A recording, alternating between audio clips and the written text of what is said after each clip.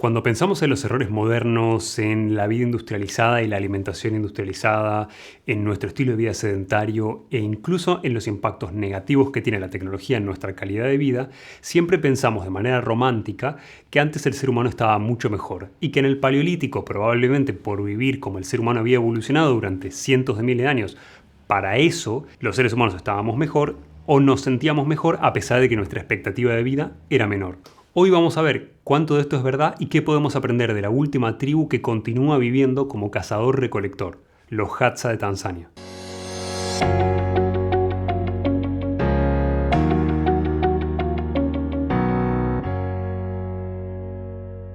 Una de las dietas que más ganó popularidad en los últimos años fue sin duda la dieta paleo. Y paleo como concepto no es solamente un tema alimenticio que plantea comer como si vivieras hace 12.000 o 13.000 años atrás donde no había cereales, donde no había lácteos, donde no había ganadería, sino que además plantea un concepto que tiene que ver con volver a un estilo de vida para lo cual fuimos adaptándonos a lo largo de 100.000 años. Entonces la premisa básica es: existen tipos de trabajo físico, tipos de entrenamiento, tipos de alimentación para los cuales estamos más preparados y tipos de entrenamiento para los que no, donde es común que veas que la persona que hace una dieta paleo y un estilo de vida paleo tenga un entrenamiento diferente, más parecido al que vos conocés como entrenamiento funcional o como CrossFit, y deseche totalmente los trabajos de entrenamiento aislados como el gimnasio, y obviamente también deseche alimentaciones que teóricamente no existían durante el Paleolítico. El problema de esta dieta es que no tenemos a un Homo sapiens de hace 12.000 o 13.000 años atrás para preguntarle qué comía, para preguntarle en qué gastaba su tiempo libre, para preguntarle cuál era su nivel de actividad física. Y además el otro problema que existe es que la dieta paleo en Asia iba a ser completamente diferente de la dieta paleo en África, simplemente por una cuestión de disponibilidad de los alimentos. Acá es donde entran los Hadza, que son una tribu muy particular del noreste de Tanzania, que es el último bastión, si querés, del Paleolítico, porque son los últimos seres humanos que continúan viviendo en condiciones realmente de Paleolítico, donde son nómadas, cada un par de meses cambian su campamento de lugar acorde a cuántos nutrientes hay disponibles en la zona en la que están, y un pequeño porcentaje de esta tribu son completamente cazadores y recolectores. Hay aproximadamente 200 miembros de la tribu de los Hadza que continúan viviendo 100% como el ser humano vivió durante cientos de miles de años. Si no cazan o no recolectan, no comen. No hay plan B. Ahora, ¿qué tiene de importante esta tribu para nosotros? Bueno, para la humanidad es importante porque nos muestra, en primer lugar, el panorama más cercano a la realidad que podemos obtener de cómo era la vida en el Paleolítico realmente. En segundo lugar, esta tribu se desarrolló durante decenas de miles de años en el Valle del Rift, en el norte de Tanzania, pero a lo largo de los miles de años que ha existido, no ha dejado huellas de su existencia en el ambiente en el que está. Y por otro lado, lo que todo el mundo quiere saber es cuál era realmente la dieta del Paleolítico de estas personas. Bueno, nuestra aproximación a través de evaluar cómo es la dieta de esta tribu nos muestra que hay 4 grupos principales de alimentos para ellos. Entender realmente cómo están compuestas estos 4 grupos de alimentos es importante. ¿Por qué? Porque no es lo mismo hacer una dieta paleo hoy, en la que tu amigo que está haciendo dieta paleo come bife con ensalada y nada más todos los días, comparativamente con realmente entender en qué constaba la base alimenticia de estos personajes. Lo primero que tenés que entender es que una dieta paleo de verdad, como estás extrayendo los nutrientes del hábitat en el que vos estás, va a tener poca variedad. Entonces va a haber 4 grupos principales en este caso, que son las carnes, las bayas y legumbres que puedan llegar a recolectar, los frutos y los tubérculos. Ahora, cuando pensás en frutos, primero que nada vos te haces la imagen visual de lo que puede ser una banana o un plátano, por ejemplo. Y esto es un error porque la fruta que más consumen estos seres humanos son los frutos del baobab. Y hay una diferencia abismal, sobre todo en cantidad de azúcar que te van a aportar cada uno de estos 2 grupos de frutas, donde el plátano o la banana van a tener altísimo índice glucémico. Esto quiere decir que te van a subir la glucemia muy rápidamente en sangre,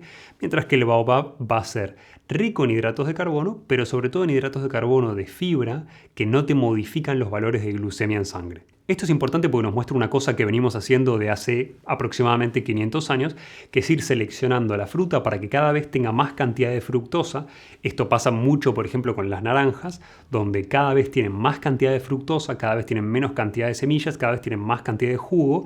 Y esto nos hace pensar, por un lado, de manera engañosa, que todas las frutas son alimentos saludables, y por otro lado nos está aportando altísimas cantidades de azúcar.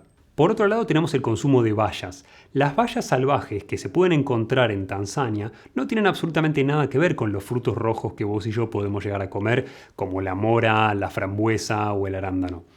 A pesar de eso, siguen siendo alimentos, todos, tanto los frutos del bosque que yo puedo llegar a consumir como las bayas, son alimentos de bajo índice glucémico, son alimentos que siempre van a estar bien porque te aportan una buena cantidad de hidratos, pero de liberación muy lenta. Mi consejo con respecto a lo que estamos viendo es, no hace falta que vos no comas absolutamente nada de hidratos, no hace falta que hagas una cetogenia o que hagas una dieta low carb, pero sí hace falta que si vas a consumir los hidratos de carbono, sobre todo azúcares, que sean de liberación lenta, sostenida en el tiempo, para que vos no hagas picos de glucemia y luego valles, en donde vos te vas a sentir mal y vas a acumular grasa en tu organismo.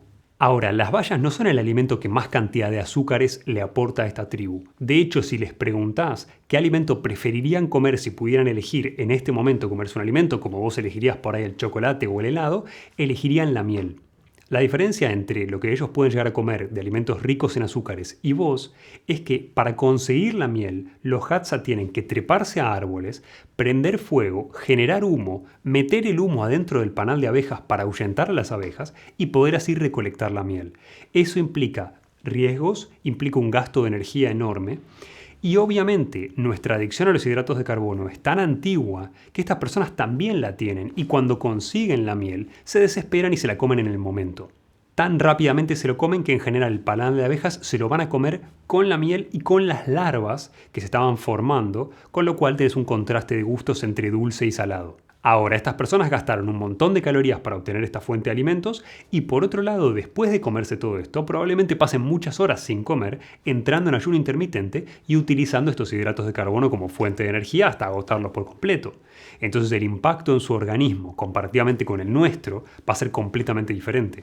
La mayoría de los tubérculos como familia alimenticia a estas personas no le aportan los mismos nutrientes que a vos te aportan los tubérculos que vos podés llegar a consumir, que son ricos en almidón, que el almidón estructuralmente, si no lo conoces, es muchas glucosas, todas unidas una al lado de la otra. Entonces, lo importante de esto es que estos tubérculos que van a comer, primero, cuesta mucho conseguirlos, suelen estar en la base de árboles y de raíces.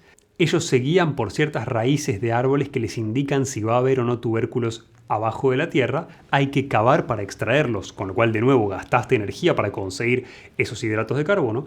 Y segundo, estos tubérculos son ricos en fibras, y esto es importante que lo entiendas porque vos tenés dos familias completamente diferentes de hidratos de carbono. Tenés los azúcares por un lado y las fibras por el otro.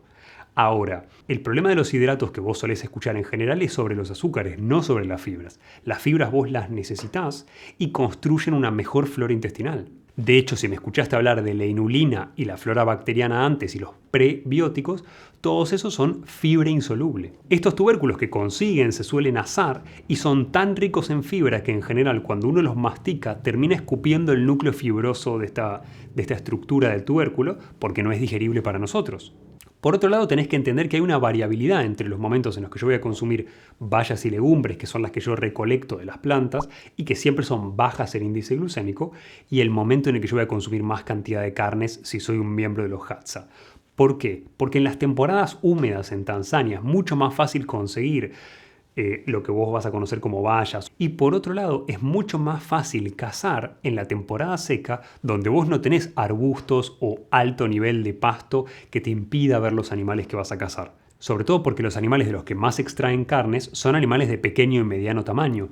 Pero lo que tenés que entender en evidencia es que no hay tribus de las que nosotros tengamos reconocimiento o constancia que hayan elegido voluntariamente ser vegetarianas. Todas las tribus que hemos conocido que han sido vegetarianas han sido porque en su hábitat no había otra fuente de alimentos y en general quienes vivían en un hábitat costero adquirían alta cantidad de sus nutrientes, estamos hablando de un 30-40% por lo menos, proveniente del mar, donde pescaban y donde obtenían mariscos, obviamente, de alto consumo de omega 3. Por otro lado, tampoco te olvides que quien come carne en el sentido paleolítico de la palabra, también se come las vísceras de los animales, que suelen ser ricas en omega 3. Esto es evidente sobre todo en los Inuit en Groenlandia, donde el consumo de omega 3 promedio en la población va de 10 a 19 gramos por día. Imagínate el contraste cuando vos te compras un suplemento de omega 3 que tiene 1 gramo. ¿Por qué es importante todo esto y qué conclusiones puedo extraer de todo este mensaje? Primero, lo primero que tengo que entender observando los Hadza es que mi dieta debería variar y siempre durante el Paleolítico varió durante las diferentes estaciones del año por una cuestión de disponibilidad de alimentos. La modificación climática siempre va a ser conveniente para vos que consumas comida local. El ejemplo claro de esto es, yo puedo hacer crudiveganismo en Ecuador, pero no puedo hacer crudiveganismo en Suecia. Obviamente hay una cuestión de disponibilidad de nutrientes y de características de esa alimentación, donde hacer crudiveganismo en un clima ecuatorial me va a permitir a mí mantener una buena temperatura corporal, pero me va a ser un problema para mantener el calor corporal si yo vivo en una situación de menos 15 grados, donde incorporar alimentos de origen animal y más ricos en grasas me van a facilitar el proceso de mantener una buena temperatura corporal. Por algo las calorías se llaman calorías. Y por otro lado, otro de los beneficios de comer local es que en general nuestro organismo necesita un montón de nutrientes esenciales, de los cuales muchos tenemos en déficit. Es muy común encontrarte con varios tipos de déficit nutricionales, y sin embargo, si yo como el alimento cuando lleva poco tiempo de extraído de la tierra o poco tiempo del animal muerto, me permite tener más valor nutricional por gramo de comida. El otro factor clave que podemos aprender de esta tribu es cómo la flora bacteriana cambia según cambia mi dieta. Esto es importantísimo porque si yo tengo una dieta correcta, voy a poder desarrollar una buena flora bacteriana que fluctúa según temporada, y eso me facilita a mí corregir un montón de procesos. Corregir procesos hormonales, corregir procesos inmunológicos, evitar la permeabilidad intestinal y todas las enfermedades asociadas a la permeabilidad intestinal, y un montón de otras cosas que son todas beneficio. Reparar tu flora intestinal o corregir tu flora según tu alimentación es algo que siempre te va a convenir. Además, piensa que muchos de los procesos a los que vos le llamás erróneamente genéticos de tu metabolismo están condicionados por tu flora. Entonces, por ejemplo, a mejor flora, menos porcentaje de grasa corporal yo voy a necesitar tener en mi organismo. Y en tercer lugar, tenés que entender que gastar energía para conseguir alimentos, o gastar energía en general, porque vos y yo no vamos a ir a gastar energía para conseguir el alimento que vamos a consumir, siempre va a ser algo que tenga un efecto positivo en tu organismo. Y otra clave que te dejo como bonus sobre esta tribu es que prácticamente no tienen lesiones articulares. A pesar de que hay miembros de la tribu que tienen 60, 70 años y llevan toda su vida moviéndose descalzos, cazando, corriendo y esforzándose, no tienen dolores articulares. Esto tiene que ver simplemente porque hacer los movimientos que tu cuerpo se adaptó a hacer durante cientos de miles de años evita problemas de alineación. Y los problemas de alineación llevan a que vos hagas más desgaste en alguna articulación específica simplemente porque transmitís mal el peso. El típico ejemplo, cuando tengo la cabeza desplazada hacia adelante y le pesa proporcionalmente más a mi cuerpo. Todos estos errores son corregibles. Vos tenés ejercicios de alineación que te ayudan a corregir estos factores. Y por otro lado, si vos ves las posturas en las que duermen esta tribu, en general te vas a encontrar con que duermen de lado, con que usan su propio brazo como almohada, con un montón de conceptos que parecen raros, que parecen diferentes a lo que te aconsejaron siempre, pero que dan muy buen resultado a largo plazo a estas personas que deberían tener más desgaste que vos y que yo articular, pero no lo tienen. Si te gustó este video, compartilo, ponele me gusta o suscríbete al canal, porque puede ayudar a cientos de miles de personas a prevenir enfermedades que tienen que ver con nuestro estilo de vida moderno y que son 100% prevenibles.